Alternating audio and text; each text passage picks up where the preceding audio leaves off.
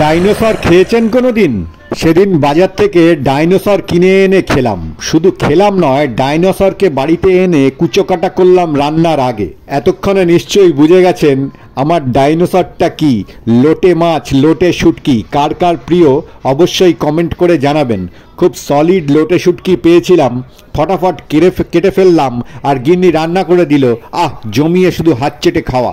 আপনারা কে কে ডাইনোসর মানে লোটে শুটকি খেতে ভালোবাসেন অবশ্যই জানাবেন কমেন্টস করে। অনেক রকম মাছেরই বাজারে শুটকি কিনতে পাওয়া যায়, কিন্তু লোটে শুটকিটাই যেহেতু আমার প্রিয়, তাই সেদিন লোটে শুটকিটাই এনেছিলাম।